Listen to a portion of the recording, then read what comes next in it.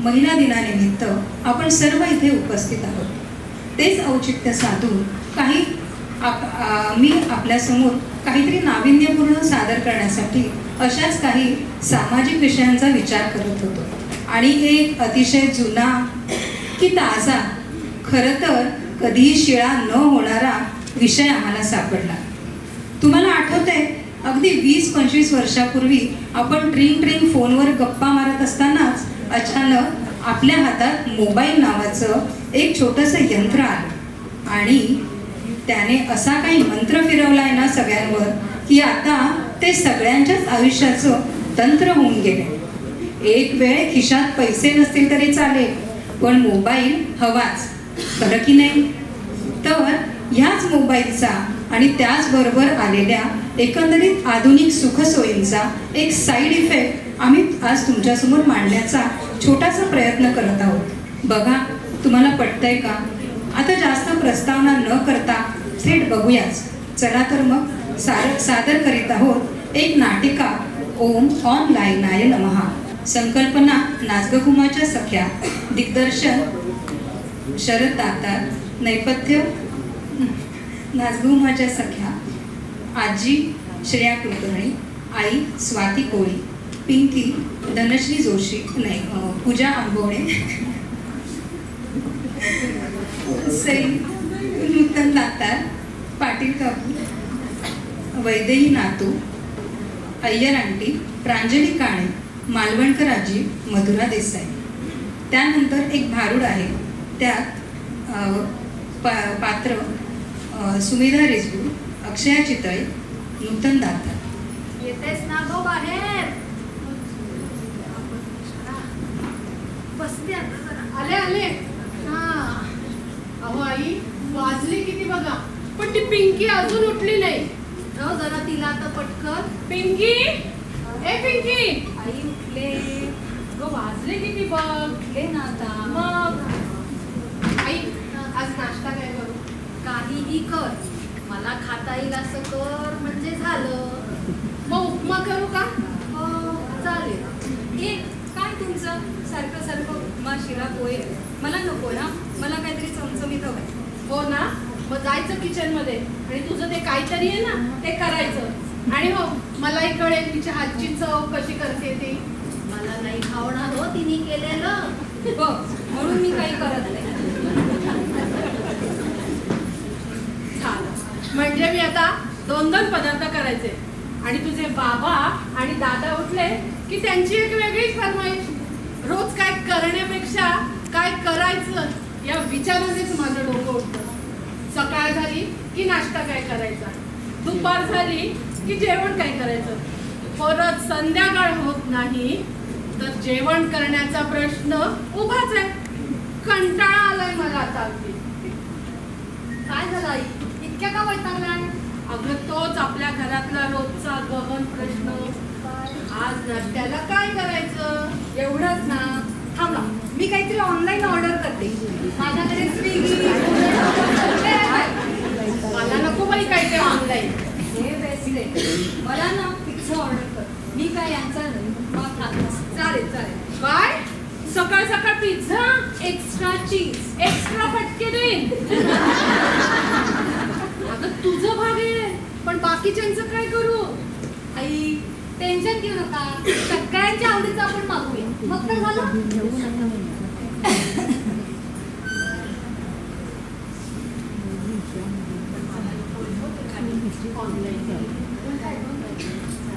मला पण नको होते ऑनलाईन बिनलाईन.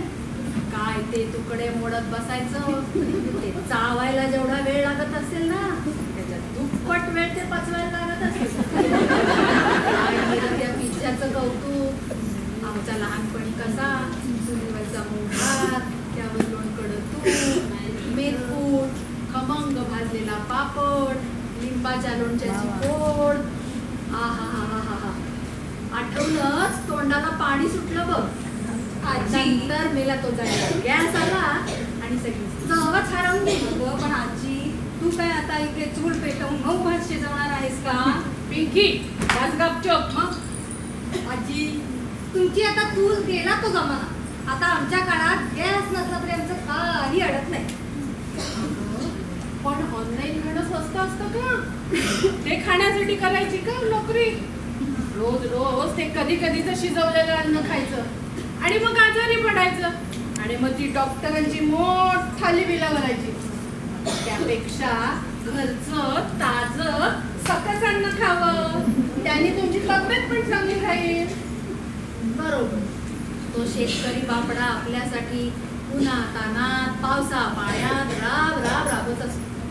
आपल्यासाठी चांगलं अन्नधान्य फळं भाज्या पिकवतो आणि ते तुम्ही बाहेरून आणून शिजवायचे सुद्धा कष्ट घेत नाही.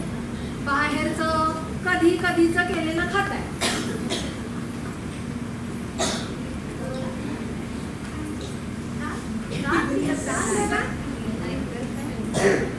कधी कधी तर शिजवलेलं खाता अगं तुम्ही. आजी, आता तो काळ गेला. पूर्वी चालत होतो बायकाने नोकरी नाही केली तरी. पण आता महागाई इतकी वाढलीये की एकाच्या पगारात संसार होत नाही. आता मग तुम्हीच सांगा, आम्ही नोकरी करायची का स्वयंपाकघरात राबत बसायचं? हो, म्हणून ते आजकालची एवढीशी स्वयंपाकघरं आणि बायका असतातच कुठे स्वयंपाकघरात. तर काय करतील ना, सूट ते ऑनलाईन मागवायचं. मग काय दुसरं कामच नाही आजकाल बायका. मग डॉक्टर बिक्टर आम्हाला काही लागत नव्हता हो. आम्ही कसं चुलीवरचं सकस पौष्टिक अन्न खाऊन दष्टपुष्ट होतो. आम्हाला लागलं नाही हो तुमच्यासारख्या कधी गोळ्या बिळ्या घ्याव्या. ही काही इथली चूल सोडणार नाही. मला पिझ्झा मिळणार आहे की नाही? आणि काय तुम्ही त्या एवढ्याच्या जेवणावर एवढा इश्यू करून ठेवलाय? बरं, मला सांग, तू शेवटचं कधी गेलीस ग स्वयंपाकघरात? हा, मला कधी भाजीला फोडणी घालताना पीठ मळताना कधी पाहिलंच का? अगं बघावं कधीतरी करून. आपल्या हातचं आपल्या माणसांना चांगलं चुंगलं खायला घालण्यात काय आनंद आहे तो कळतो. आमची आजी होती ना, ती आम्हाला रोज एकतरी पोळी करायला सांगायची.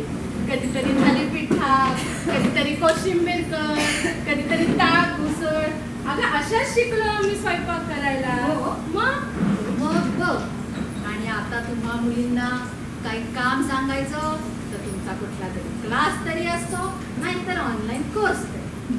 मग कधी शिकणार तुम्ही ही सगळी घरातली कामं? बरं, मी म्हणते घरातली कामं राहू दे, पण कधीतरी वाण सामान आणून दे, तळण आणून दे. ही पण घरातली कामच आहेत की. पण ती पण करायला तुम्ही मुलं किती आडेवेडे घेता. आई, अहो पण वाण सामान सुद्धा ऑनलाईन मागवता येतं.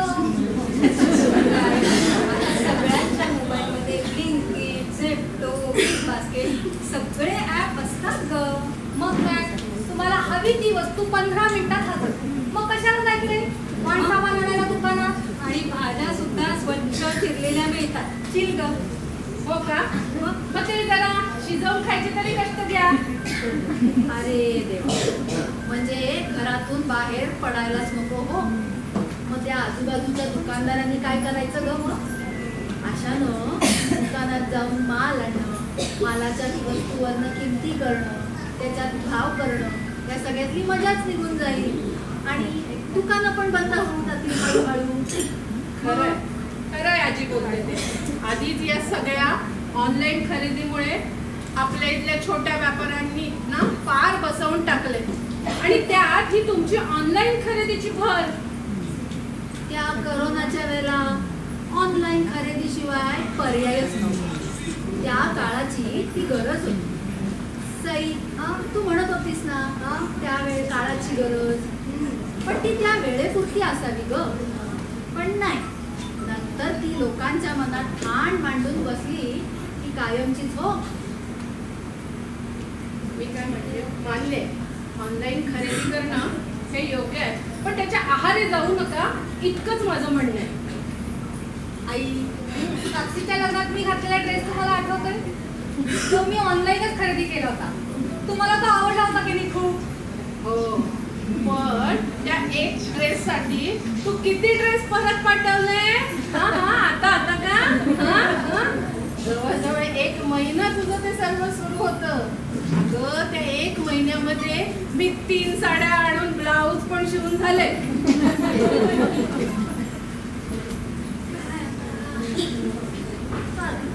मग हे आई, आता मला भूक लागली ग. निदान चहा तरी मिळणार आहे का हो मला? ग बाई, देते का तुला चहा देते. दे बाई तिला चहा तरी देते, दे. देते, हा, देते. शालू, ए शालू, हा काय ग? अगं चहा करतेस का? हो अगं मी पण चहाच करत होते. बरं. साखरेच्या डब्यात बघते तर काय साखरच नव्हते. बरं. तरी आपण दुसऱ्या तळ्यावर नाही येत होतो ना, तेव्हा सारखं काहीतरी वाटत होतं. काहीतरी विसरतीये पण वेळेला लक्षातच आलं नाही बघ. आणि आता डबा उघडतीये तर साखरच संपलेली. मग देतेस ना साखर? वाटी भर ग. देते हा.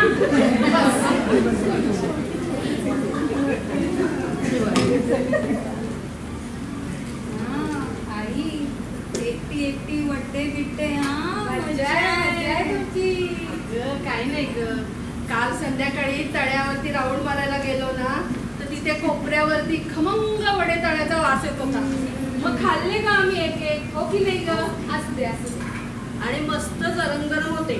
नाहीतर आमच्या पिंड्याने गेल्या आठवड्यात मागवलं होते कुठून तरी ऑनलाईन, पण येईपर्यंत ते गाडून झालं होतं. आपल्याला काही ते ऑनलाईन बिनलाईन पटत नाही बघ. आली परत ऑनलाईनवर गाडी. तोच विषय चाललाय हो आमचा. त्या दोघी विरुद्ध आम्ही दोघी असा आवाज चाललाय. अहो आजी, त्या दिवशी तर मी गमतीदार पाठी बसली.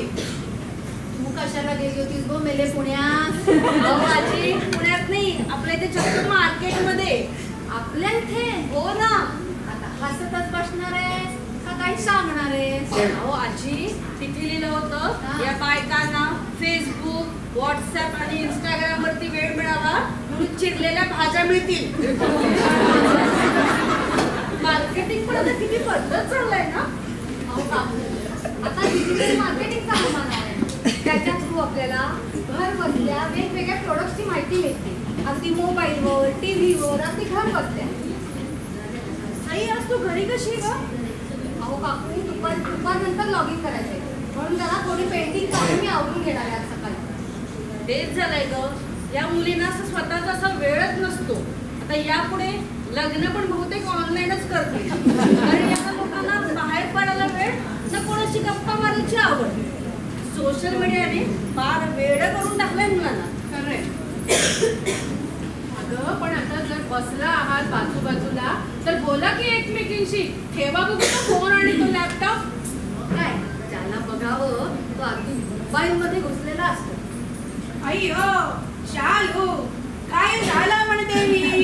का ओरडतेस ग या विचारीवर? आणि पाटील वहिनी, तुम्ही पण इथेच. काय मॅटर झाला म्हणते मी? अहो, काही नाही, या मुलींच्या मोबाईलनी अगदी नको केलंय. या मोबाईलमुळे आपल्या आजूबाजूला कोण आहे, काय करते, काही माहित नाही त्यांना. अय्यो, जळलं मेलं ते आमचं राघवेंद्र. अय्यो, ते तुमचं नवरा असतं काय हो? काय आजी, एवढे वर्ष शेजारी राहते, आजीला माझ्या नवऱ्याचं नाव माहिती नाही. ते रघुनंदन असत. राघवेंद्र आमचं पट्ट असत की अहो, ते पण असंच सारखं call, meeting, no breakfast, no coffee असंच बसलेलं असतं त्या लॅपटॉपच्या समोर.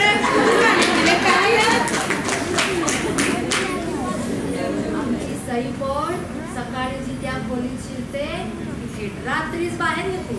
ती आणि तिचा तो जळला लापटा. आजी, अगं लापटा नाही, लॅपटॉप. लॅपटॉप म्हण बघू. अगं तेच ते जळलं खोकलं काय ते लापटा लापटा. काय अर्थ आहे का पण याला? अय्यो, वर्क फ्रॉम होम हल्ली करतात हो आजी. मग ते सगळं ऑनलाईन, लॅपटॉप, कॉम्प्युटर आणि मोबाईल याच्यावर सगळी कामं असतात की हो. अरे पण याला काही अर्थ आहे का? जरा घरातनं बाहेर पडतील तर 4 नवीन माणसं भेटतील, नवीन ओळखी होतील. मुख्य म्हणजे कामावर जाताना जरा चालणं फिरणं होईल. त्याच्यामुळे शरीराला व्यायाम पण होईल. आजी, त्याच्यासाठी त्यासाठी आता जिम आहे. तुम्हाला हवं तेव्हा हवं तितका वेळ तुम्ही वर्कआउट करू शकता. प्रिशाची आई करते रेग्युलरली जिमला. अय्यो तिची तर नाईट ड्युटी असते त्यो. मग ती कधी जाणार चालायला? आता तेच झालंय तुमच्या मुलींचं आयुष्य. आता आम्ही पण नोकऱ्या केल्या. दररोज सायकलवरनं ऑफिसला जात होते. येताना भाजीपाला माणसामाल घेऊन येत होते. सगळी कामं होत होती, व्यायाम पण होत होता आणि रविवारचा वेळ सगळं आपल्या कुटुंबासोबत छान घालवता येत होता. सगळं तसं छान आखलेलं होतं. अय्यो मी पण जॉब केला की हो ते सायकलवरून. हो ना. आणि हल्ली ही मुलं नुसतंच आयुष्य पुढे ढकलत चालली आहेत. ते असं झालं की आधी वेळ वाचावा म्हणून माणसांनी सायकली विकल्या आणि 2 व्हीलर आणि 4 व्हीलर घेतल्या. पण त्याच्यामध्ये बसून बसून वजनं वाढली. मग ती कमी करण्यासाठी परत या मुली जिम मध्ये जाऊन वजन कमी करतायत. रामकृष्ण हरी. खरंय ग बाई, आमच्या लहानपणी कसं विहिरीतून पाणी काढण्यापासून ते रात्री स्वयंपाक आवरेपर्यंत भरपूर अंग मेहनत होती. शरीराला भरपूर व्यायाम पण होत होता. आजी, आता व्यायाम करायला मैदान आहेत कुठे? सगळीकडे मोठमोठाले टॉवर उभे राहिले. मग मुलं जाणार तरी कुठे खेळायला? मग बसतात अशी मोबाईल घेऊन टाइमपास करत. अगं, मंगळागौरीचे खेळ म्हणजे आमच्या बायकांच्या मनाला विरंगुळा आणि शरीराला पण भरपूर व्यायाम होत होता हो.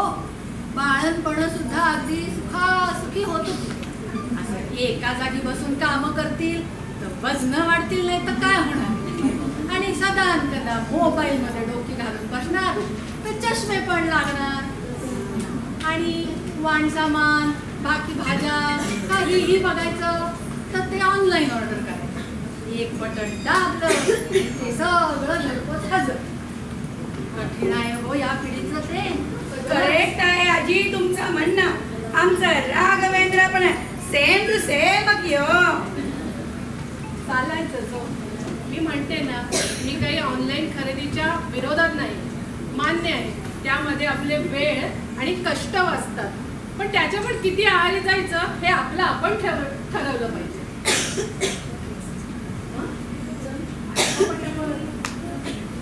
आणि जे आमच्या पिढीने नाही ना अनुभवलं ते ह्यांच्या पिढीने अनुभवलंय. आणि आता ही पुढची पिढी, त्यांचं आयुष्य कसं सुखकर होईल यासाठी रोज नवनवीन उपाय शोधत असते. पण त्याचा अतिरेक झाला नाही म्हणजे मिळवलं. चला आटपा पटापट. वाजली किती? आई, आज ना माझी भिशी आहे. आणि आज भिशी मी आपल्या घरीच बोलवली आहे. हा, आटपा, हो माले. अगं माले हाच की आमची खपली. ये ग ये. अगं येतेस ना देवळा. अगं हो म्हणले, आधी आत तर येशील. आले ग आले. हा ये. चालू. हा, साखर देतेस ना? हो देते ना. चल येते ग, संध्याकाळी भेटू. हो वेळ येते ना. पाटलीनी तू खर चाललीस. अहो आजी, बराच वेळ झाला. घरातली कामं पडलेत. येते नंतर.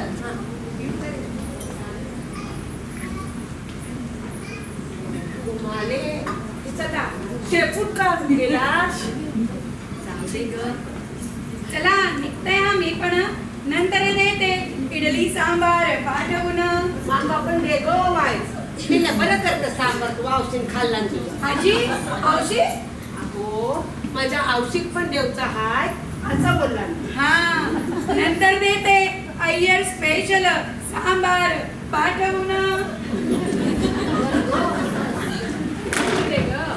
बाय मला वाटला बसूक देताय उभंच ठेवताय. बसा बसा. बघ पिंकी, याला म्हणतात प्रेम. आले ही भूतावळ चालली काय सगळं. आणि तुझ्या घरात कसलं असं जमलं तुमचं. अगं काही नाही ग. या मुली आजकाल फ्रूट पार्सल मागवतात ना, त्याविषयीच बोलत होतो हो आम्ही. अगो नाव नको काढूस त्या पार्सलचं. कालच माझ्या नातवात खडसवलं आहे. म्हटलंय पुन्हा माझ्या वांगडा त्या पार्सलचं नाव काढलास तर तांगडा तोडून हातातच देते तुला. अगो खचा खत भरली ती कपाटात. उघडून जातलो तो फसाफस अंगावर पडतो आणि कशात ती पार्सल मागवतात आई तुझ्या डोसक्यावर घालाय ते माझा तर समजूक नाही बघ. आपल्या वेळी कसा एक दांडीवर आणि बरोबर आहे ग बाई. आणि मला सांग तो पार्सल देऊक येतलो तो आपल्या बापाशीचा ओळखीचा तरी असतो काय. मी म्हातारी एकलीच असते घरात त्यानं माझं मुडदो पाडलो माझं गळो दाबलो मी म्हातारीन जायचं काय बोंबलं. अहो असं काही बोलू नका काकू. मग हे काय बोलू तर सांग. आणि तो जल्ला OTP जास्त जल्ला कायदा माका काही समजूक नाही गो.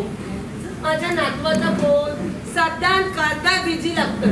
हे सगळीकडेच आहे. तुम्हा पोरा काय सांगायचं आमचो ब्या करताय कसं तरी.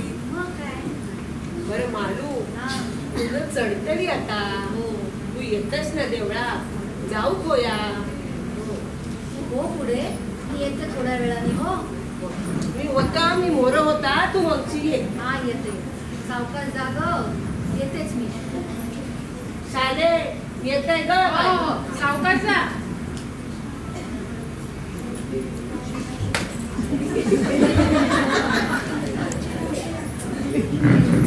बरं आई, आज संध्याकाळी काय करणार आहे स्पेशल? कसलं काय तुमच्या या गोंधळामुळे माझं सगळं सामान अजून बाजारातच आहे. ए आई, आमचा कसला गोंधळ ग? आम्ही चांगलं सांगत होतो ऑनलाईन ऑर्डर कर. तूच उगाच अडून बसली होतीस. बरं ग बाई मी म्हंटल ना मी काही तुमच्या ऑनलाईन खरेदीच्या विरोधात नाहीये. मान्य आहे त्याच्यामध्ये कष्ट असतात आणि कधीतरी चेंज म्हणून ठीक आहे पण त्याची सवय लावून घेऊ नका इतकंच. आणि आता त्या आजी काय म्हणाल्या माझं गळं दाबलं तर. ए आई, तुझा काही गळा येणार आहे का त्याच्या हातात? आई कशी माझी किंमत करते. मग आणि आई, त्या आजींचं ना अटीच असते हा. काय काय बोलल्या काहीच नाही बोलल्या. काय? आई मी आता बाहेर चाललीये. बरं. तुम्हाला काही सामान आणायचं असेल तर पिंकी काही द्या की मला व्हॉट्सअपवर पाठवे. मी येताना घेऊन येते. चालेल ना? आणि ग बाई माझी बघ. आई जाऊन येते मी. हो हो ये लवकर. चला आई. सकाळचा वेळ अगदीच फुकट नाही गेला म्हणायचा. बघ. आणि आई, हा. आजची बटाट्याची भाजी मीच करणार. बापरे एक एक धक्केच देतेस तू मला. पण मला सांग तू कुठे शिकलीस ही भाजी करायला? माझ्यासाठी बाजूलाच उभं राहायची गरज नाही. नुसत्या वासावरून सांगू शकते की त्याच्यात काय घातलंय. बर तुमची ती ऑनलाईन युनिव्हर्सिटी ना. हो. पण ती शिकलीस कुठे तू? हा शिकलीस कुठे ते सांग मला. तेच तर म्हटलं ना मी तुझी YouTube युनिव्हर्सिटी. अगं इतक्या डिफरंट रेसिपीज असतात ना एकदम भारी. आणि तू नाही का गं तुमच्या व्हॉट्सॲप युनिव्हर्सिटीतून सगळीकडे ज्ञान पाजवत असतेस ती पॉझिटिव्ह थॉट्स अँड ऑल. पण त्याचा काही परिणाम होतोय का?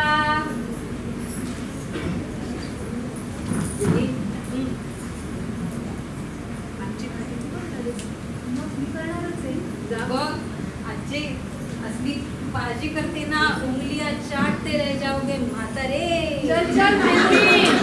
आता मला खाता येईल ना गं भाजी. आजी, तुला तर ना मी ऑनलाईनच ऑर्डर करते.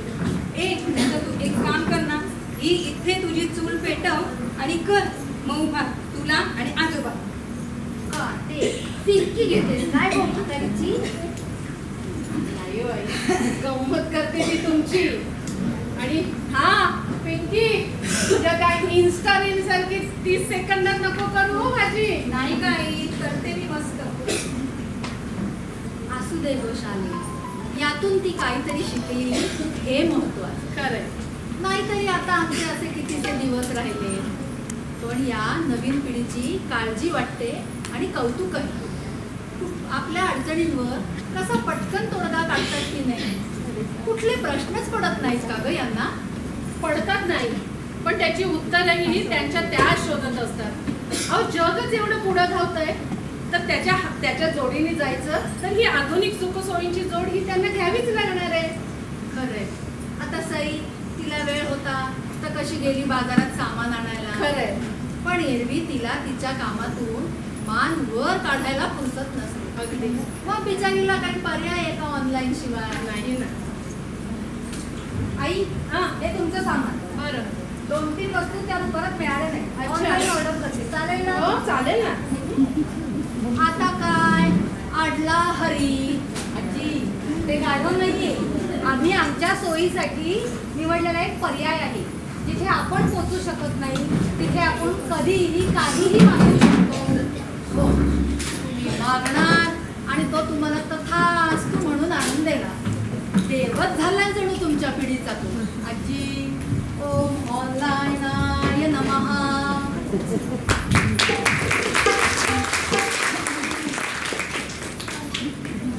सूर्य उगवला प्रकाश पडला आडवा डोंगर आडवा डोंगर.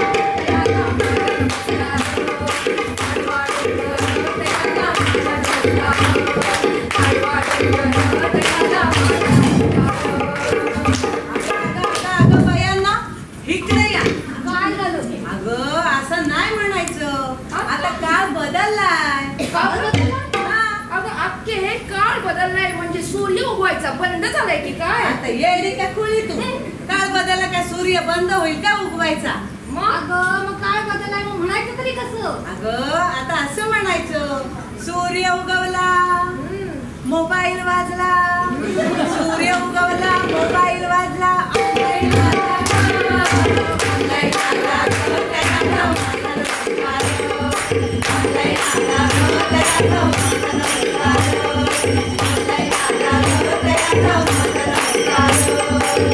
समजलं? ऑनलाईन आला त्यालाच नमस्कार होय गं? होय. आम्हासनी नाही? नाही, अजिबात नाही. आम्ही काय घोड मारले तुझं? गोडच मारलंय. काय तुझ्याकडे ते आहे का? काय? मोबाईल आहे का? हाय हाय. व्हॉट्सअप आहे का? नाही.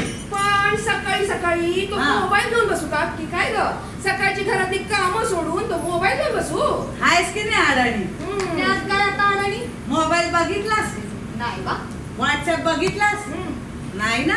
मग अगं तसं म्हणायचं असतं. काय करायचं ताई? काय करायचं असतं सांगा बघू. सकाळपासून उठल्यावर काय करायचं असतं? Good morning. कळलं का? काय करायचं? अगं पण तू तर इथंच आहेस माझ्या समोर. मग कसं माहिती करायचं तुला गुड मॉर्निंग? अगं करायचं असतं ऑनलाईन गुड मॉर्निंग. हो की नाही दर्शनाताई? शास्त्र आहे ते. शास्त्र? नाही तर अडाणी समजतात आपल्याला सगळे. आता त्यात काय अडाणी गं? अगं अडाणी समजतात. आता हे काय बाई तुझं नवीन? आता माझं नवीन नाही काय, तुम्ही जुनी झाली. ए अक्के काय बी बोलू नकोस. काय ते स्पष्ट सांग. आता सांगते. अग ग ग ग ग अग ग ग ग ग कमी दाबू. नाना सांगू.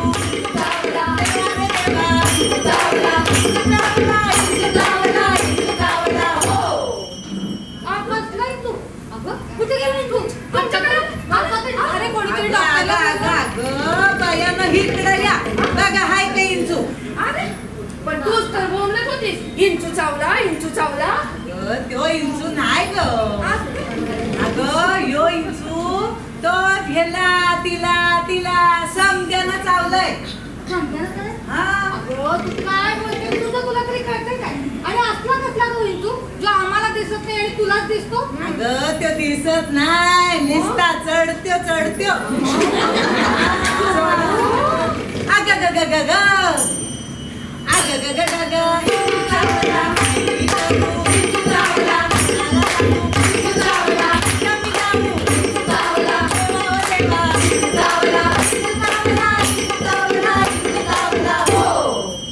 अगं यो ऑनलाईन इंचू असतोय. अगं अक्के मग आता विंचू पण ऑनलाईन मिळायला लागले तर काय? कुठे मिळतो ग? झेप्टो का झेमोटो? सांग की. अगं काय ग तुला कशा पाहिजे इंचू? मला पाहिजे 2-4 मागवायचे. कशाला पाहिजे इंचू? अगं माझ्या त्या मैत्रिणी आहेत ना हा. इन्स्टा आणि FB च्या हा नुसत्याच पोस्ट बघतात. लाईक काही करत नाही. मग त्यांच्या घरी सोडून दिले असते तू अगं पण हा ऑनलाईन इंटू म्हणजे काय ते तरी सांग. असतंय ग अख्खी असतंय सांगते. अहो व्हॉट्सअप इंस्टाचा हिचूचा मला हे तर आता समजायचं जगच झालंय. सेल्फी रीलचा नाद लागला. हे तर पाहिजे बघ समजायचं. अहो व्हॉट्सअप इंस्टाचा हिचूचा मला सेल्फी रीलचा नाद लागला. फॉलो लाईकचा खेळ हो मांडला. खेळ मांडला मांडला मांडला. इकडे या इकडे या.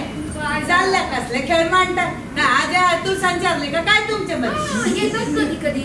हा असं नाही म्हणायचं बोला. पण आता तू मला हा. सांग हे नसलं तर समधी लोक जगतील तरी कशी. हा. तुला सांगते ते रील टाकली हा. ना की पटापटा लाईक्स आले नाही तर बायकातली झोप लागत नाही. आई नाही बरं. नाही, बरोबर आहे की नाही? तुला सांगते, एक वेळ नातेवाईक नसली तरी चालती. हा. फॉलोअर्स पाहिजेत बाई आम्हाला. हा आता कसं बोललीस त्यो तो इंचू या समद्याना या बायांना या तायांना या बायांना समद्यांना झपटलाय. आणि आता मला सांग अगं मोबाईल मोर ठेवल्याशिवाय तुझं पोरग जेवतं तरी काय ग. अगं तुला सांगते हा. त्या दिवशी लई झाक फ्राईड राईस केलेला. हा तर दोनदा जरा आवडीने जेवेल तरी हा. कुठलं काय आज अभात जेवलं नाही बघते. शेवटी हातात मोबाईल दिल्यावर मग जेवलं ते काढतं. हा. तुला सांगते एवढा जाड भिंगाचा चष्मा लागलाय पण मोबाईल काय हातातून सुटत नाही बघ. अगं त्यो इंचू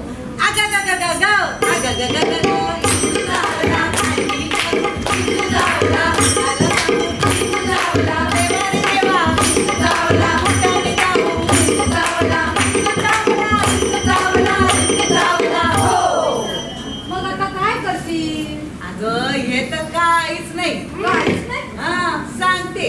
अहो झेप्टो झोमॅटोचा लावलाय सपाटा. मागवतेस किती तू. अगं हो हा. पण करतील काय येळ नाही ना आजकाल. अहो झेप्टो झोमॅटोचा लावलाय सपाटा. मी मागवत नाही. अगं तू नाही तुझी शेजारची मागवती की आणि हिची शेजारची पण मागवती. मागवते ना ती मागवते हा. धनश्री मागवते आणि मग तिला हवंय मग हा. राणी पण मागवते. झेप्टो झोमॅटोचा लावलाय सपाटा. ऑनलाईन पार्सला येत आहे पटापटा. आणि लोकांच्या तब्येती बिघडतायत सटासटा. काय करतील हा. आजकाल वेळ नाहीये कोणाला. बाजारात कधी जातील सामान कधी आणतील कधी बनवतील मग देतात ऑनलाईन ऑर्डरी मग येते पटापटा सगळं. म्हणूनच म्हंटल बरं आहे हो सगळं रे. भयंकर आहे म्हणून म्हणते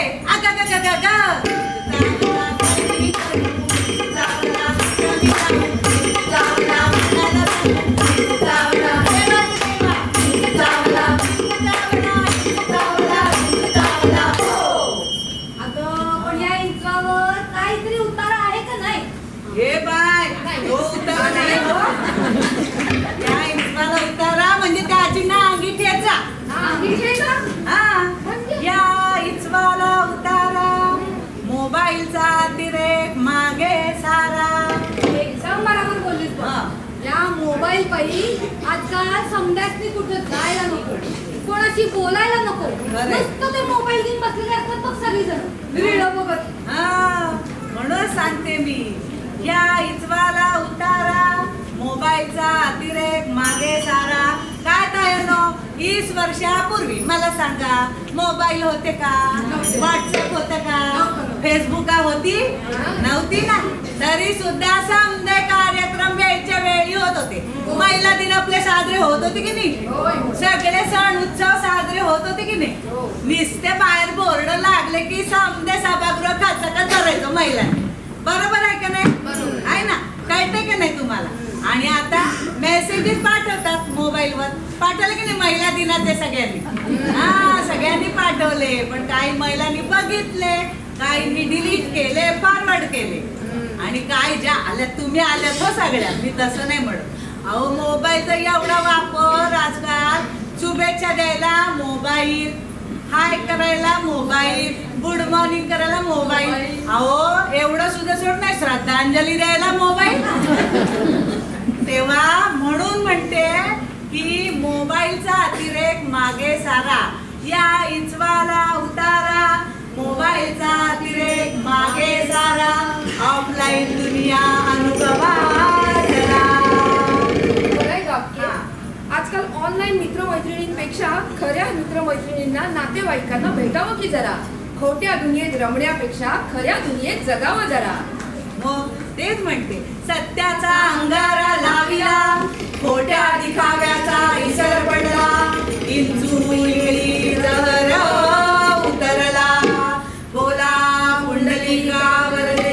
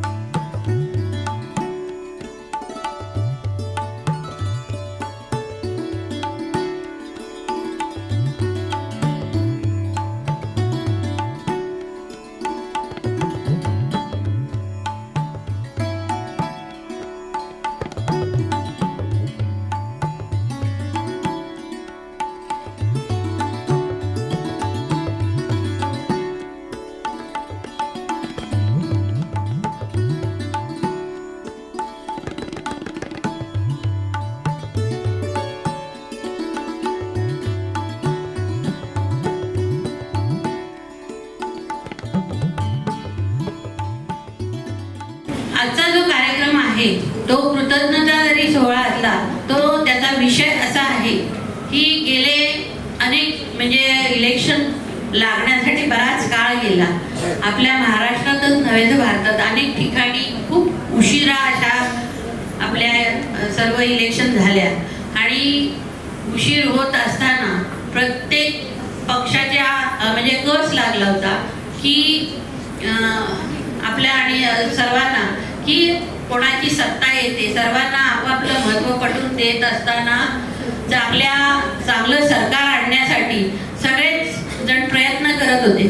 त्यामध्ये आमच्या BJPने सर्व कार्यकर्त्यांवर दिलेली जबाबदारी, मग त्याच्यामध्ये आमचे आमदार साहेब असतील, आपले खासदार असतील आणि तळागाळातला आपला एखादा सदस्य असेल, या सर्वांचा गेले अनेक वर्ष कस लागला होता प्रत्येकाची सत्ता आणण्यासाठी.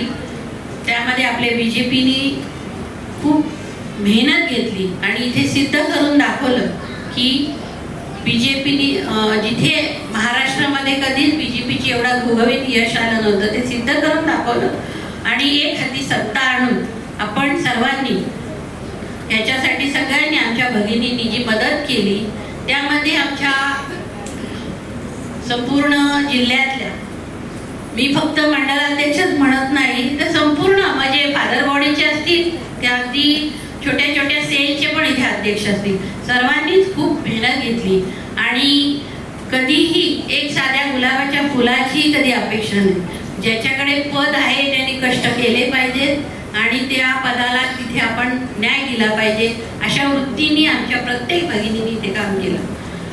आणि हे करत असताना आम्हाला आता वरतून प्रदेशकडून एक जिल्ह्याला एक छोटासा कार्यक्रम आला की ज्या सर्वांचंच इथे प्रत्येक वेळेला स्टेजवर बसणं होत नाही, प्रत्येक गोष्टीला काही लिमिटेशन्स असतात. त्याचप्रमाणे इथे जे आपण आता ज्यांचे सत्कार करणार आहोत दादांच्या हस्ते, त्याच्यामध्ये सुद्धा एक क्रायटेरिया ठेवला की मंडल अध्यक्ष त्यांच्या तालुक्यामध्ये एखादी मंडळ अध्यक्षच वर बसते, पण तिच्या ज्या सहकारी असतात त्या समोर बसलेले असतात. किंवा जिल्ह्याचा कार्यक्रम असला तर मी जिल्हाध्यक्ष म्हणून किंवा इतर कोणी जिल्हाध्यक्ष असेल तोच समोर बसलेला असतो, कारण शेवटी लिमिटेशन आहे आणि प्रत्येक गोष्टीला आपल्याला एक बंधन असतं. आणि अशा वेळेमध्ये मग जर का आपण त्या भगिनींचे कधी केव्हा कौतुक करायचे तर आम्ही हा जो कृतज्ञता सोहळा जो इथे घेतलाय तो सर्व मंडळांचे अध्यक्ष आणि त्यांच्या खाली असलेले 5 सदस्य मग त्याच्यामध्ये त्यांच्या उपाध्यक्ष असतील, सक्रिय, मी पुढे वाक्य लिहिलंय, सक्रिय ज्या झालेल्या, ज्यांनी काम सक्रिय होऊन काम केलंय अशा आमच्या सरचिटणीस असतील, आमच्या सचिव असतील, आमची एखादी साधं पद असतं त्यांच्याकडे, कोषाध्यक्ष पद मोठं आहे पण तिला काही काम नसतं, पण अशा सुद्धा महिलांनी सर्वांना हसायला येईल. पण त्या भगिनींनी एक माझ्याकडे कुठलं तरी पद आहे ह्याची एक भान ठेवून जे काम केलंय त्यांचं इथे आता कौतुक सोहळा होणार आहे. ते करत असताना आमच्याकडे आपल्याकडे त्याची माहिती मला वाटतं कविताताई देतील. बेटी बचाव बेटी पढावचा एक GR आलेला आहे, त्या संदर्भात पूर्णपणे ताई माहिती देतील. अशा या महिला भगिनींचा इथे कौतुक सोहळा होत असताना प्रत्येक मंडळामध्ये एक महिला मंडळातून आम्ही एक कर्तृत्ववान नव्हे तर आपल्या समोरच्या स्त्रियांना जे तुम्ही काम केलंय त्याच्यातून काहीतरी त्यांच्या समोर जावं समाजामध्ये आणि उत्स्फूर्तता मिळावी त्या महिलेकडून, अशा महिला प्रत्येक मंडळातून एक निवडली गेली. अशा या सगळ्या महिलांचा इथे कार्यक्रम होणार आहे. पण हा होत असताना आपण सर्वांनी उद्यापासून संपूर्ण आपल्या उत्तर रायगड जिल्ह्यामध्ये अनेक ठिकाणी कार्यक्रम आहेत. आमच्या खोपोलीमध्ये पण उद्या सकाळी 7 वाजता रॅली निघणार आहे, पनवेलमध्ये अनेक कार्यक्रम आहेत, धुरणच्या पण महिला म्हणत असे कार्यक्रम सादर करत असताना आता ज्या पद्धतीने महिलांनी म्हणजे पूर्वी ज्या पद्धतीने जेंट्स लोक आपल्याला पुश केल्याशिवाय आपण पुढे जात नव्हतो, तर आता महिला इतक्या फॉरवर्ड झाल्या. तर मी एवढंच सांगेन या सगळ्या एकंदरीत गोष्टीचं सार की तुम्ही सर्वजणी सक्षम झालात, पण सक्षम होत असताना सुद्धा अत्याचार आणि अन्याय कुठे तुम्हाला कमी होताना दिसत नाहीये. पण ह्या गोष्टीसाठी एक संस्काराची गरज असते आणि हे संस्कार आपण आता आपल्याला आजीपासून नातीनी सांगितलेल्या गोष्टीचं थोडंसं भान ठेवून आपली मुलगी किंवा आपली एखादी महिला कुठेतरी चुकत असेल तर आपण एकीमेकीला हातात हात घालून त्या गोष्टी आपण सावध करणं आणि सावध राहणं, एवढ्या गोष्टीत आपण भान ठेवून जर वागलो तर या अन्याय आणि अत्याचाराला आपण बळी पडणार नाही. आणि एवढंच सांगून आज कार्यक्रमाला थोडा लेट झाला त्यामुळे सर्वांच्या वेळेचं भान ठेवून मी माझे 2 शब्द संपवते. धन्यवाद. जय हिंद, जय महाराष्ट्र. आपल्या भारतीय संस्कृतीचं वैशिष्ट्य असं आहे की आपली भारतीय संस्कृती अशी कदाचित एकमेव संस्कृती आहे की ज्या संस्कृतीमध्ये स्त्रीला म्हणजे स्त्री रूपामध्ये देवतेचं पूजन, देवाचं पूजन हे आपण करत राहतो. बाकी अन्य सगळ्या देशांमध्ये देवी रूप हे फक्त या ठिकाणी आपल्याला भारत देशामध्येच पाहायला मिळेल, जी या देशामध्ये शतकानुशतक युगानुयुग ही देवता म्हणून पूजा केलेली आहे. आपल्या संस्कृतीचा जो मूळ गाभा आहे त्या मूळ गाभ्यामध्ये शक्ती रूपानं देवीच्याकडे स्त्रीच्याकडे पाहिलं जातं. आणि आपण सगळ्याच जणी इथं उपस्थित आहात म्हणून केवळ बोलत नाही, पुरुषांमध्ये असलो तरी आम्ही सांगत राहतो की महिला या खऱ्या अर्थानं शक्तीचं रूप असतात. याचं प्रत्युत्तर आम्हा सर्वांना आणि आपल्या सर्वांना देखील प्रत्येक घरोघरी येत राहतं. आणि त्यामुळे आज इथे मंचावरती आम्ही चढायच्या आधी जी नाटिका सादर झाली त्या नाटिकेच्या माध्यमातून छोट्या स्वरूपामध्ये नाचलं ग्रुपच्या जी नाटिका होती त्या ग्रुपच्या सगळ्या आमच्या सर्व भगिनींना मी मनापासून धन्यवाद देतो. आपल्या सर्वांना हसत हसत कुठेतरी चिमटा काढायचं काम या एका नाटिकेच्या माध्यमातून झालेलं आहे. आपल्याला असं वाटलं असेल की आपल्या घरात घडत नाही, हे शेजाऱ्यांच्या घरात घडतं, पण हळूहळू आपल्याला जाणवलं असेल की ही स्थिती थोड्याफार अंशानं आपल्यापैकी प्रत्येकाच्या घरामध्ये आहे. पण मला त्यांचं अभिनंदन यासाठी करायचं आहे की त्यांनी आपल्याला ही जाणीव अगदी काही मिनिटांमध्ये करून दिली.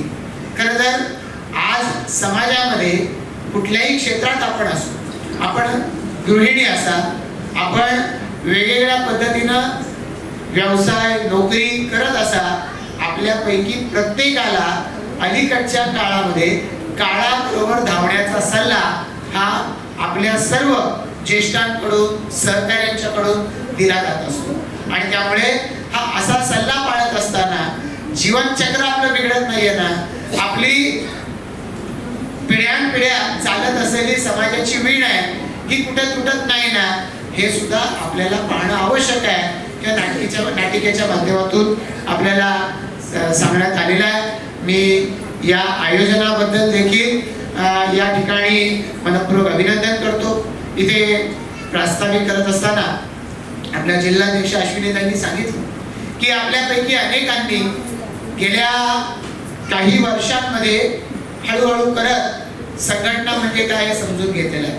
इथं मंचावरती आपल्या 2 पाहुण्या उपस्थित आहेत, समोरी याच्या आपल्या पाहुण्या उपस्थित आहेत. या ठिकाणी समाजाच्या वेगवेगळ्या क्षेत्रात त्या काम करतायत, डॉक्टर म्हणून, वकील म्हणून काम करतायत आणि हे काम करत असताना काय नेमकं आपण करायचं याचं जेवढं त्यांना भान राखावं लागतं तितकंच चालू काळाबरोबर आपल्याला पुढे जायचं आहे, तर अनेक आव्हानांना देखील त्यांना तोंड द्यावं लागतं. तशाच पद्धतीनं एक कार्यकर्ता म्हणून आपल्याला सुद्धा समाजामधल्या पुरुषांच्या बरोबर स्पर्धा करत करत पुढे जायचं आणि ही स्पर्धा करत असताना एकीकडे आपल्या देशामधल्या लोकशाही व्यवस्थेबद्दल आपल्याला समाधान वाटलं पाहिजे की एकीकडे समाजामध्ये आपण राजकीय क्षेत्रात वावरणारी मंडळी आहात, तर समाजामध्ये 50% प्रतिनिधित्व आता आपल्याला मिळालं पाहिजे ही व्यवस्था स्थानिक स्वराज्य संस्थांमध्ये झाली. म्हणजे त्या दृष्टिकोनातून महापालिका असू द्या, नगरपालिका असू द्या, जिल्हा परिषदा, पंचायत समिती या सगळ्या ठिकाणी आता 50% लोकप्रतिनिधी महिलांच्या मध्ये निवडून यायला लागले. 50 पेक्षा थोडेसे जास्त हे निवडून यायला लागले. आपल्या देशाचे आपले लाडके पंतप्रधान माननीय नरेंद्र मोदीजी यांच्याकडे आपण कितीतरी गोष्टींसाठी पथदर्शक नेता अशा पद्धतीनंच पाहत राहिलेला. 2014 सालापासून जेव्हा त्यांनी या देशाची मदत आपल्या खांद्यावरती घेतलेली आहे तेव्हापासून या देशाला प्रत्येक क्षेत्रात पुढे नेण्याच्या दृष्टिकोनातून वाटचाल करण्यासाठी ते कटिबद्ध झालेले आहेत आणि आपण पाहतोय की अनेक पद्धतीनं महिलांच्या साठीच्या योजना या 2014 सालापासून त्यांनी आणल्या आणि शहरी भागामध्ये तुलनेनं आपण म्हणूया की महिलांना कारण एकत्र कुटुंब पद्धतीपेक्षा पुढे निघून येऊन काही करून दाखवण्याची, समाजामध्ये वावरण्याची अशी आपल्याला सवय झालेली आहे आणि त्यामुळे कदाचित शहरामधल्या महिलांना तितकीशी बंधनं जाणवत नाही जितकी ती ग्रामीण भागामध्ये आहे. पण आता हे सगळं करता करता आपल्याला आपलं घर हे चांगलं सशक्त सुदृढ झालं पाहिजे यासाठी केंद्र सरकार आपल्या परीनं पावलं उचलायला सुरुवात केली. पहिला टप्पा उचलला. तो पहिला टप्पा म्हणजे प्रत्येक भारतीयाचं अकाउंट बँकेमध्ये असलं पाहिजे. इथून ती सुरुवात होती. अनेक महिलांची अकाउंटच नव्हती आणि मग ती महिलांची खाती ही या निमित्तानं उघडली गेली. 0 रुपये तुमच्या खात्यात असले चालतील पण तुमचं खातं उघडलं जाऊ शकतं. अशा पद्धतीचा या ठिकाणी दंडक निघाला. बँकांवरती तो दंडक निघाला. बँकांना भाग पाडलं गेलं. पूर्वी 2014च्या तुम्ही बँकेच्या दारात जात होता आणि बँक नाही म्हणत होती. आता बँका तुमच्या दारात यायला लागल्या आणि मग आपण पाहिलं की जे अभूतपूर्व अशा पद्धतीचं परिवर्तन आज समाजामध्ये घडतंय की ज्याच्यामुळे महिलांना स्वतःच्या पायावर उभं राहणं आर्थिक दृष्ट्या हे पायावर उभं राहण्यासाठी प्रचंड बळ हे हळूहळू मिळत गेलेलं आहे आणि महिलांना बळ मिळालं पाहिजे, स्वतःच्या पायावर उभं राहायचं, सन्मान मिळाला पाहिजे समाजामध्ये. या दृष्टिकोनातून मोदीजी छोटी छोटी अनेक पावलं सरकार म्हणून उचलताना पाहायला आपल्याला सगळ्यांना मिळत आहे आणि मग आपण पाहतोय की अलीकडच्या काळामध्ये महिलांच्यासाठी विशेष करून आजारांपासून मुक्तता मिळवावी.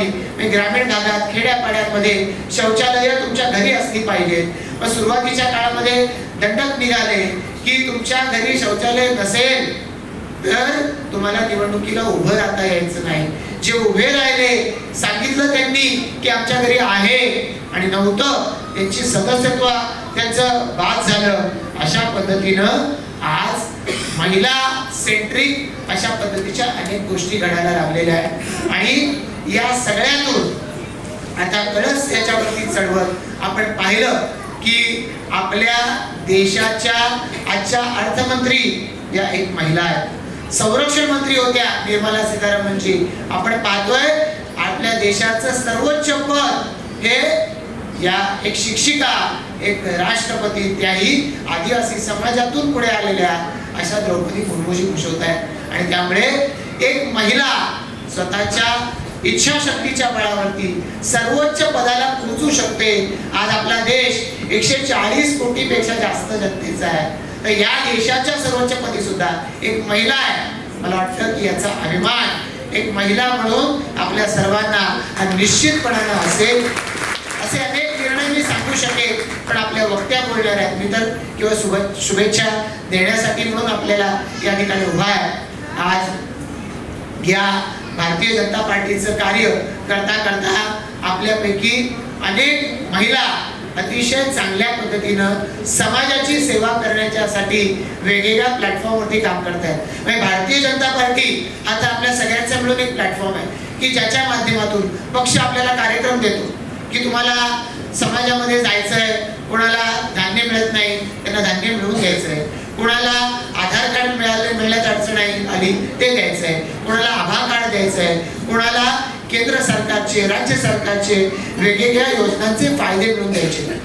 पुरुष इतकं काम करतात, त्याच्या एक पाऊल पुढे टाकून बोला भारत माता की जय, एक पाऊल पुढे टाकत सर्व आपल्या महिला देखील तितकंच मोठं आणि महत्त्वाचं काम हे करताना आपल्याला सगळ्यांना पाहायला मिळत आहे. आणि म्हणूनच भारतीय जनता पार्टीनं महिला मोर्चाच्या बैठका सातत्यानं झाल्या पाहिजेत याच्यासाठी पुढाकार घेतलेला आहे. आज भारतीय जनता पार्टीचं जसं आज अविनाश कोळीजी जिल्हाध्यक्ष आहे आणि आपल्या या जिल्ह्याची जी कार्यकारिणी आहे बॉडी म्हणून आपण फादर बॉडी म्हणाल्या मगाशी अश्विनी, तर या जिल्ह्याच्या कार्यकारिणीमध्ये जसे अनेक पदाधिकारी आहेत तशा आपल्या पनवेलच्या माजी नगराध्यक्षा आणि माजी उपमहापौर चारुशीला धरजी या सुद्धा त्या बॉडीमध्ये सरचिटणीस आहेत. पक्षानं सांगितलं की पक्षाचे जे सरचिटणीस असतील त्या सरचिटणीसांमध्ये एक सरचिटणीस ही महिला असली पाहिजे.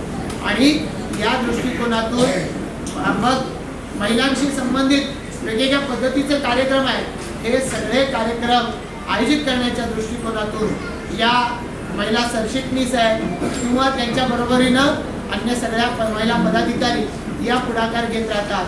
आणि त्या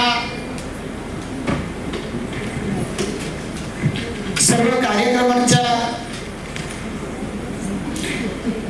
कार्यक्रमांच्या माध्यमातून आपल्याला भारतीय जनता पार्टी अधिकाधिक लोकांपर्यंत पोहोचताना आपल्याला पाहायला मिळते. अलीकडच्या काळामध्ये आपण पाहिलं की वेगवेगळे नवे पायंडे त्या देशामध्ये माननीय मोदीजींनी पाडलेले आम्ही सगळ्यांनी पाहिलेले आहेत. आणि त्याच्यापैकी एक म्हणजे जेव्हा देशाची नवी संसद ही उभी राहिली, या नव्या संसदेमध्ये एक बिल असं पहिलं मांडलं गेलं की ज्या माध्यमातून या देशाच्या भविष्य काळामध्ये खूप मोठं परिवर्तन घडून येणार आहे. गेली अनेक वर्ष आपल्या देशामध्ये चर्चा होत होती की ग्रामपंचायतीमध्ये पंचायत समिती, जिल्हा परिषद, नगरपालिका, नगरपंचायती, महापालिका या सगळ्या ठिकाणी महिलांचं प्रतिनिधित्व आहे. पण देशाची संसद, राज्याची विधानसभा या ठिकाणी महिलांना हक्काचं प्रतिनिधित्व नाही. आणि त्यामुळे या ठिकाणी सुद्धा आरक्षण मिळालं पाहिजे, यासाठी पुढाकार घेतला पाहिजे सगळेच म्हणत होते. पण त्यासाठी जनतेचा, जनप्रतिनिधींचा काही अंशी वाईटपणा, रोष पत्करायला कोणी तयार नव्हतं. अगदी लालू प्रसाद यादव, मुलायम सिंग यादव यांच्यासारखी लोक यापूर्वी असा कायदा आणण्याचा जेव्हा प्रयत्न केला त्यावेळेला त्यांनी स्पष्टपणानं अशा कायद्यांना विरोध केला. दक्षिणेमधल्या अनेक प्रमुख पक्षांनी महिलांना असं प्रतिनिधित्व द्यायला विरोध केला. आणि मग अशा वेळेला आपण जर या देशामध्ये केवळ महिलांना प्राधान्य द्यायच्या चर्चाच करू तर त्यांनी हा देश पुढे जाऊ शकत नाही. हे मनाशी फुलगाड बांधून माननीय पंतप्रधान नरेंद्र मोदींनी नव्या संसदेमधलं पहिलं बिल हे महिला आरक्षणाचं मांडलं आणि त्या माध्यमातून 2029 सालापासून या देशामध्ये महिला 30% प्रतिनिधित्व या देशाच्या संसदेचं विधानसभाचं करायला सुरुवात करणार आहे. आणि त्यांनी सुद्धा एक महिलाचा दगड हा या ठिकाणी गाठला तरी त्या प्रवासामध्ये याची आपल्याला सगळ्यांना निश्चितपणानं खात्री आहे. आणि म्हणूनच अशा पद्धतीच्या वेगवेगळ्या पावलांनी जेव्हा आपल्या देशाचं नेतृत्व पुढे चाललंय त्यावेळेला भारतीय जनता पार्टी सुद्धा कुठे मागे राहू शकत नाही. आणि म्हणूनच आपण पाहिलं की भारतीय जनता पार्टी आपल्या राजकीय कामाच्या माध्यमातून हा धडा जसा देतं तसं स्वतःच्या आचरणातून देखील हा धडा देत राहतं. आणि म्हणून आपण पाहिलं की ज्या वेळेला भारतीय जनता पार्टीची सत्ता 2019 ते 22 या कालावधीमध्ये या राज्यामध्ये नव्हती त्यावेळेला दुर्दैव आपल्या सगळ्यांनी अनुभवलंय. या ठिकाणी उपस्थित असणाऱ्या अनेक महिला पदाधिकारी यांनी प्रत्यक्षरित्या हे पाहिलंय, सर्वसामान्य जनतेनं पाहिलंय की त्यावेळेच्या महाविकास आघाडीनं अनेक अन्यायकारक निर्णय घेतले, अन्यायकारक अशा पद्धतीची पावलं उचलली की ज्याचा निषेध करण्यासाठी महिलांना रस्त्यावरती उतरावं लागलं. आणि ते रस्त्यावरती उतरल्यानंतर त्यांना अनेक या खटल्यांना आता सामोरं जावं लागतंय. पोलीस केसेस हे तुमच्यावरती झालेले आहेत. आणि मग अशा वेळेला महिला शक्ती या कुठं मागे राहिलेल्या नाही. आपण पाहिलं की आपल्या अध्यक्षा चित्राताई यांनी महाराष्ट्रभर प्रवास केला. महाराष्ट्रामध्ये कुठेही स्त्रियांवरती अन्याय होतोय, अत्याचार होतोय तर दुसऱ्या तिसऱ्या दिवशी चित्राताई त्या ठिकाणी पोहोचल्या आणि त्या आपल्या भगिनीला धीर देण्याचं काम चित्राताईंच्या माध्यमातून करण्यात आलं. आणि एका अर्थानं महाराष्ट्राची वाघीण अशी ओळख चित्राताईंची निर्माण झालेली पाहिली. आणि चित्राताईंचा दरारा त्या ठिकाणच्या ऍडमिनिस्ट्रेशनवरती, प्रशासनावरती आपण सगळ्यांनी मग पाहिलाय. आणि आपलं नेतृत्व कसं असावं, देवेंद्रजी हे एक असं नेतृत्व आहे की त्यांना संधी मिळाली आणि मग ज्यावेळेला राज्यपाल नियुक्त आमदार नेमायचे होते त्या राज्यपाल नियुक्त आमदारांच्या मध्ये 7 आमदार, त्या 7 पैकी भारतीय जनता पार्टीच्या आमदारांमध्ये चित्राताईंना विधान परिषदेवरती राज्यपाल नियुक्त आमदार म्हणून तिथे काम करण्याची संधी ही माननीय देवेंद्रजींच्या पुढाकारानं भारतीय जनता पार्टीने घेतलेली आहे. आज या मंचावरती आपल्या सर्वांचा सहकारी या नात्यानं मी भाषण करतोय. हे भाषण करत असताना आपल्या सगळ्यांचा मला मनापासून अभिमान आहे की वेळोवेळी गेल्या 5 वर्षामध्ये खरं तर सांगायचं झालं तर अनेक कार्यक्रम भारतीय जनता पार्टीनं पक्षाला दिले. महिला मोर्चावर अश्विनीताई जेव्हा किंवा कुठली जबाबदारी सोपवली गेली ती आपण अतिशय दक्षपणानं आणि आपण अतिशय उत्स्फूर्तपणानं ती जबाबदारी पार पाडलेली आहे. आणि म्हणूनच हे वेगवेगळे भारतीय जनता पार्टीचे कार्यक्रम लोकांपर्यंत पोहोचू शकलेले आहेत.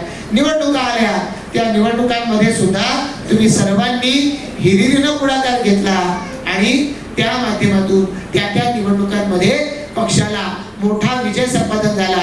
माझ्यासारख्या आपल्या सहकार्याला या विधानसभेच्या निवडणुकीमध्ये तुमच्या सगळ्यांच्या प्रचंड मेहनतीमुळे विजय मिळवता आला. या सगळ्याला आपण सगळ्या कारणीभूत आहात म्हणून तुमचं अभिनंदन करतो. पण भारतीय जनता पार्टी अश्विनीताईंनी सांगितल्याप्रमाणे आता झालं, भरपूर झालं, आता जरा निवांत राहूया असं कधी करत नाही. म्हणजे मध्ये विनोदजी महाराष्ट्रात जेव्हा आले होते एका कार्यक्रमाच्या निमित्तानं तेव्हा विनोद तावडेजी सांगत होते की खूप मोठे मोठे विजय अनेक वेळेला मिळवले पण ते मिळवलेले विजय या विजयाच्या नंतर कधी विश्रांती घ्यावी असं नाही. विनोदजी देशाच्या भारतीय जनता पार्टीचे महासचिव आहेत पण त्या ठिकाणी काम करत असताना एखाद्या राज्यामध्ये विजय मिळवला, जल्लोष साजरा होतो, मोदीजी पक्षाच्या मुख्यालयात येतात आणि सगळ्यांचं अभिनंदन करतात. एखाद्याला वाटावं की आता आठवडाभर सुट्टीच मिळेल. म्हणजे योगीजींनी इतका मोठा महाकुंभ केला, हा महाकुंभ यशस्वी ज्यांच्या जीवावर केला ते पोलीस कर्मचारी ज्यांनी कायदा सुव्यवस्था राखायला मदत केली, आपण पाहिलं 60 कोटी जनतेनं त्या महाकुंभामध्ये जाऊन आपल्या या ठिकाणी त्या पुण्य मिळवलेलं आहे. त्यांची सुरक्षेची जबाबदारी ज्याच्यावर होती त्या पोलीस कर्मींना, प्रमुख मंडळींना योगीजींनी बोलवलं, आपल्या सोबत तिथे जेवायला सोबत बोलवलं, सोबत जेवण केलं. प्रत्येक कर्मचाऱ्याला 10,000 रुपये हे त्यांनी देण्याची घोषणा केली आणि त्या सगळ्यांना सांगितलं की तुम्हाला सगळ्यांना याच्यामध्ये आता सुट्टी त्या ठिकाणी. आणि मग त्या सगळ्यांना पुढच्या वर्षभरामध्ये त्यांना आता ती सुट्टी घेता येणार आहे. अशा पद्धतीनं इतरांना, प्रशासनाच्या लोकांना सुट्टी द्यायची, पण कार्यकर्त्यांना मात्र अमित भाईंनी सांगितलं ठीक आहे, निवडणुका जिंकलो ना आपण, आता एक दिवस उत्सव करा, परवापासून पुढच्या तयारीला आपण सगळं लागायचं आहे. अशा पद्धतीनं चरैवेती म्हणत भारतीय जनता पार्टी पुढे चालली आणि आपल्यासारखे कार्यकर्ते एक काम झालं आता पुढच्या कार्याला लागू या पद्धतीनं निवडणुकीत विजय मिळाला. मग पक्षानं सांगितलं आता सदस्य बनवा. प्राथमिक सदस्य बनवायच्या कामाला तुम्ही सगळ्यांनी लागल्या. माझ्यासारखा सहकारी आहे, अविनाशजी जिल्हाध्यक्ष आहेत. मी सांगितलं आपल्यापैकी अनेक सहकाऱ्यांना की तुम्ही जेव्हा भारतीय जनता पार्टीचे सदस्य बनवाल तेव्हाच खऱ्या अर्थानं आपल्याला लोकांपर्यंत आपल्या पक्षाचे कार्यक्रम, केंद्रातले राज्य सरकारचे कार्यक्रम हे लोकांपर्यंत पोहोचवता येतील. त्या कामाला सहकार्य करा आणि त्याला आपल्यापैकी अनेकांनी चांगला प्रतिसाद दिला आणि त्यामुळे आज भारतीय जनता पार्टीच्या माध्यमातून खरं तर उत्तर रायगड जिल्ह्याचा कार्यक्रम आहे, 3 विधानसभा मतदारसंघाचा कार्यक्रम आहे, पण पनवेल विधानसभा मतदारसंघाची जी सदस्य नोंदणी आहे ही आज महाराष्ट्रात सर्वात जास्त आहे, ती आपल्यासारख्या कार्यकर्त्यांच्यामुळे आहे. त्यामुळे त्या सर्व कार्यकर्त्यांचं म्हणजे पनवेल विधानसभेतल्या मी विशेष अभिनंदन करतो. पण जिल्ह्यातून आलेल्या तुम्हा सर्वच कार्यकर्त्या सहकार्यांचं मी मनापासून अभिनंदन करतो की कुठलीही जबाबदारी तुमच्या खांद्यावर टाकावी आणि तुम्ही ती यशस्वी करून दाखवावी. हे पुन्हा पुन्हा घडतंय म्हणून उत्तर रायगड जिल्ह्याचा नंबर हा नेहमी वरती येत राहतो. त्याबद्दल मी तुमचं सगळ्यांचंच मनापासून अभिनंदन करतोय. आता जसा आजचा कार्यक्रम झाला तसा 9 तारखेचा कार्यक्रम, 9 तारखेला ठाण्यामध्ये महाराष्ट्राचा कार्यक्रम होणार आहे आणि त्याला आपण आज ज्या उपस्थित राहिलेल्या आहेत ज्यांचा आज या ठिकाणी विशेष सन्मान होणार आहे आणि तो सन्मान सोहळा अनुभवण्यासाठी ज्या आल्या अशा आपल्या सगळ्यांनाच 9 तारखेला ठाण्याच्या कार्यक्रमाला दुपारी त्या ठिकाणी जायचंय. मला खात्री आहे आपण सगळ्या जणी त्या ठिकाणी येणार आहात. आपण सर्व मंडळी ज्या पद्धतीनं एक एक करत हे सर्व कार्यक्रम यशस्वी करताय ही भारतीय जनता पार्टीची पद्धती आहे की सतत जर आपण छोट्या छोट्या लढाया केल्या तर युद्ध जिंकण्याचे कष्ट पडत नाही. म्हणजे अशा लढायांमध्ये जर घाम गाळला तर मोठ्या युद्धात रक्त सांडावं लागत नाही. इतकी तयारी पक्ष आपल्याकडून करून घेतो की मला असं वाटतं की याचा उपयोग आपल्या घरात समाजात वावरत असताना देखील आपल्याला होतो. कसा केला पाहिजे कार्यक्रम आटोपशीरपणानं. म्हणजे मला जिल्हाध्यक्ष म्हणाले, आधी मी कार्यक्रमाला आलो त्यावेळेला मला ते म्हणाले की सुरुवातीचं आपलं हे जी नाटिका आहे ती पाहिली की आपण जाऊया, पण नंतर मला म्हणाले नाही मी थांबून राहणार आहे कार्यक्रम संपेपर्यंत शेवटी आणि हा कार्यक्रम यशस्वी झाल्यावरच जाईल. अश्विनीताई मगाशी म्हणाल्या की जिल्हाध्यक्ष प्रत्येक कार्यक्रमामध्ये सोबत असतात. जिल्हाध्यक्ष कानात मला म्हणाले की चांगल्या वाईटाला सगळ्यालाच जिल्हाध्यक्ष जबाबदार असतात, तर त्यामुळे ते शेवटपर्यंत थांबणार आहे. तर अशाच पद्धतीनं सर्व कार्यक्रम भारतीय जनता पार्टीची भाषा आहे खांद्यावर घेणं. इंग्रजी शब्द आहे ओन करणं. म्हणजे हा कार्यक्रम माझा नाही असं म्हटलं तर कुठलाच कार्यक्रम यशस्वी शकत नाही. पण हा कार्यक्रम आमचा आहे. यशाचे मानकरी आम्ही होणार नाही, पण प्रत्येक कार्यक्रमासाठी कष्ट उपसायची आम्ही तयारी करू. ही भारतीय जनता पार्टीची कामाची परिभाषा ही आपल्या सगळ्यांनी, आपण काही सगळ्या 2 पिढ्या 3 पिढ्या भारतीय जनता पार्टीचं काम करत आलेलं नाहीये, पण आपल्या सगळ्यांनी ती हसत हसत स्वीकारली. कधीतरी मनात राग येतो की अरे आम्ही कष्ट करतो आणि स्टेजवरती दुसरं कोणीतरी दिसतं, पण पुढच्या वेळेला पक्ष अन्य कोणातरी संधी देतो. म्हणजे मी पाहिलं की आज ज्यांचा वाढदिवस आहे त्या वाढदिवस असलेल्या आपल्या या जिल्ह्याच्या पदाधिकारी सहकारी या तिथे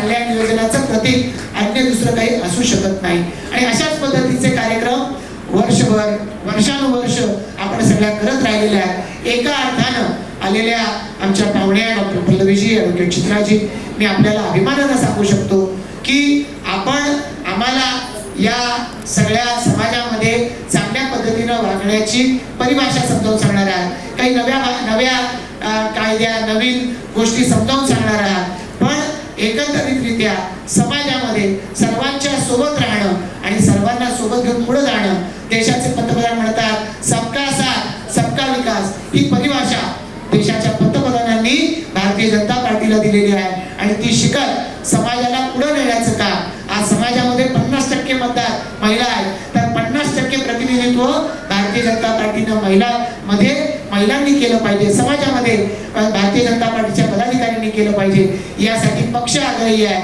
आम्ही सर्वच जण यासाठी सातत्यानं पक्षाचा आभारी राहू. आज आपल्या सगळ्यांच्या या कर्तृत्वाच्या या शृंखलेमुळं अनेक विजय पक्षाला मिळाले.